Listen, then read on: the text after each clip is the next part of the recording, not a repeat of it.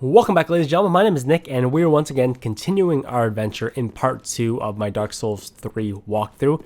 Once again, this was captured at an early access event that Bandai Namco had in San Francisco a couple weeks ago. And in part 1, we encountered the first kind of practice mini-boss, and then we entered the main hub of the game for the very first time, which is entitled the Firelink Shrine, which is kind of homage to a previous game, which I've been told. And we are now at the High Wall of Lothric. And this video is somewhat abridged, mainly because in total, I am only able to post 45 minutes of video on the channel before the full release of the game. So I didn't want to kind of cut into that time showing you guys me just exploring. But I've left in all the major things, all the major encounters and all that kind of stuff. So we're at the High Wall of Lothric here. As you can see, there is a dragon corpse behind us, and we're progressing on, so we need to get to a lower part of the game. So this is something that I've been kind of diving into the lore a bit. So this game is, I guess you could view it as a continuation of the original Dark Souls numero uno, and in that game you actually progress by moving upwards. But the main theme of this game is, in order to progress, we're moving downwards. We're steadily going lower and lower. You're gonna see a bunch of reoccurring characters, such as the ones that we saw from the Firelink Shrine, which is once again an homage to the first game, such as the Smith, who returns. And then as well, we're gonna have a pretty cool cutscene and encounter a little bit later on that a lot of you Dark Souls fanatics will enjoy and appreciate. I'll be honest with you, actually we're gonna encounter our first one right here, our first scene, which you guys have probably seen from other preview videos, but I will shut up really quickly just so you guys can enjoy it.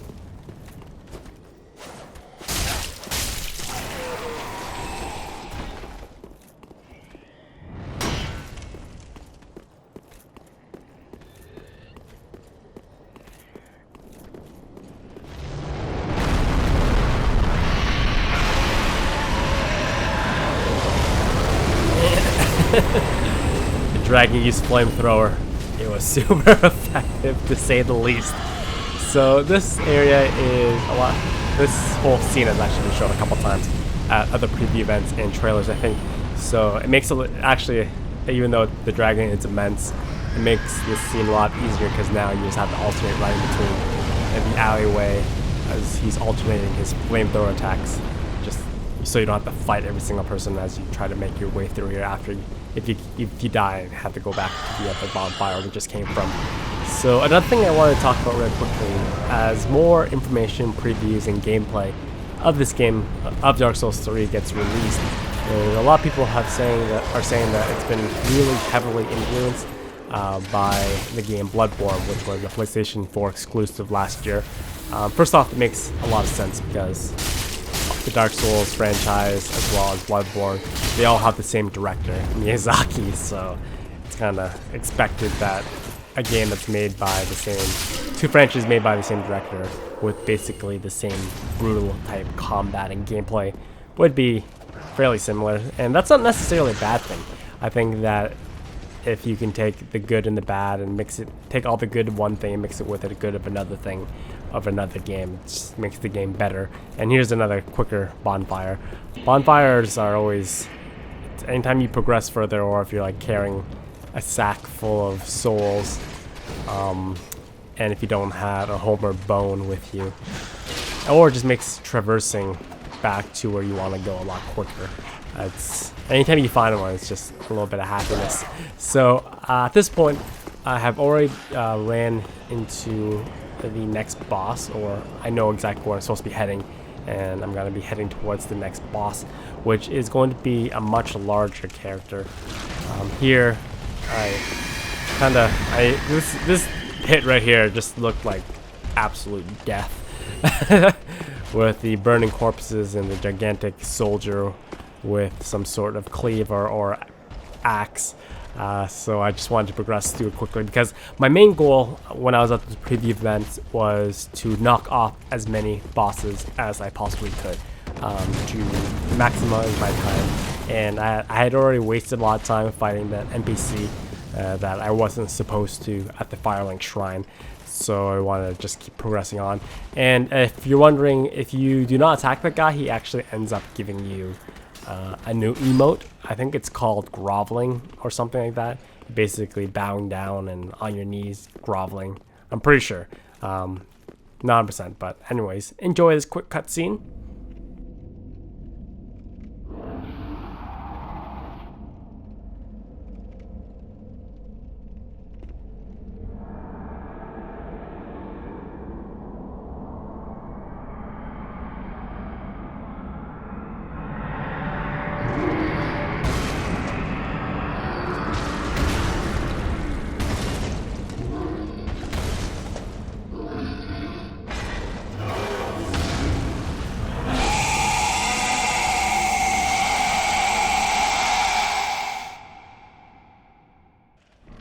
So this is the second boss of the game. His name is Vordt of the Boreal Valley. It took me about 4 tries, based on the videos when I started editing it. It took me 4 tries to beat him. And I said this in the previous video, he is a larger boss, and the rule of thumb for larger bosses in the Soul series is you try to stand directly underneath their legs, or tentacles if they don't have legs, their penis, or women parts if they're females, and you try to chip away at their legs or their backsides, and usually if they're attacking with their arms or their face, they can't hit you. This one boss, he does change up his attack pattern at the halfway point of his health bar. He enters a little bit of a berserk mode where he'll increase his speed a bit, and as well he'll start charging you, and eventually he'll kind of start releasing this aura of blizzard slash ice slash snow, which removes the ability to kind of stand directly underneath his chest. You can stand still behind his legs. What the blizzard ability or aura does is that you'll see this little purple bar, as you can see right there, pop up, and if that bar fills all the way up because you're standing too long underneath him, you actually become something called frostbitten.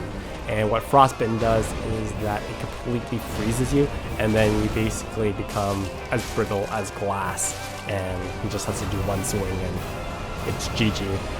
But luckily that I do defeat him here, and we actually kind of went backwards, because when I first kind of entered this area, I was supposed to actually go down to the left first, and we were supposed to encounter an NPC, and she would give us warning about this boss that we're about to face, and do a little celebration right there. And after we activate this bonfire, we'll go talk to her. She'll give us a little bit of a spiel. One thing here, this scene upcoming at the cross of this bridge, for me, it was a bit glitched. I got this weird lens flare effect that kind of blinded me. I thought that was part of the game because it was kind of, I don't know, it's part of the atmosphere, but that actually is not supposed to happen. So after we talk to her, and then we'll go back down there, you'll see my screen goes completely white. That's not supposed to happen in the game. That's what happens when you play on development builds and on dev kits, but we'll enjoy this quick dialogue scene right here to give us a little bit more backstory. The wait has been long, unkindled one. I am Emma, High Priestess of Lothric Castle. Allow me to speak frankly.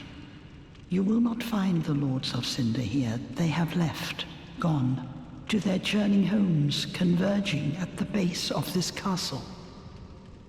Head to the bottom of the high wall, forge on through the great gate, and raise this banner to proceed.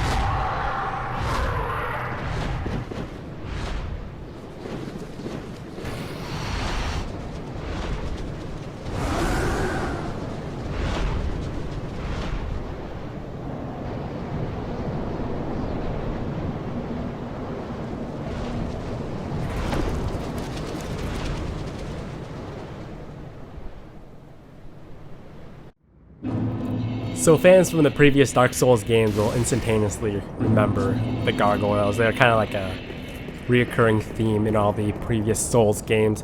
So we've entered a new area right here. Once again, kind of sticking with the theme of we're constantly going lower and lower and lower.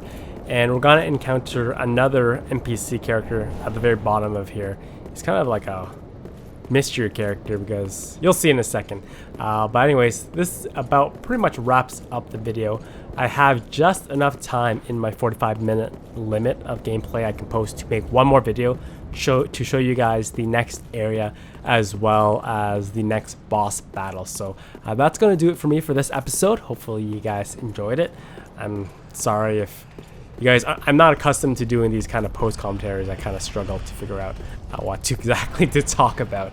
I generally enjoy doing things live, but as established in previous videos, you can't be flying at events. But anyways, hopefully I did okay and you guys enjoyed the video. If you did, drop the video a quick thumbs up, and I shall see you guys for part 3, alright? As always, have a fantastic day.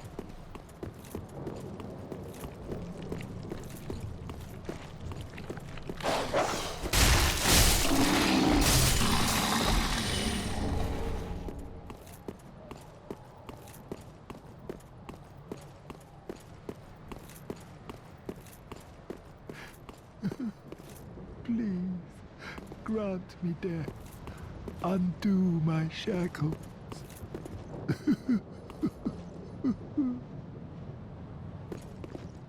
Oh. Oh, then it's true. The champion of Ash, as I live and breathe.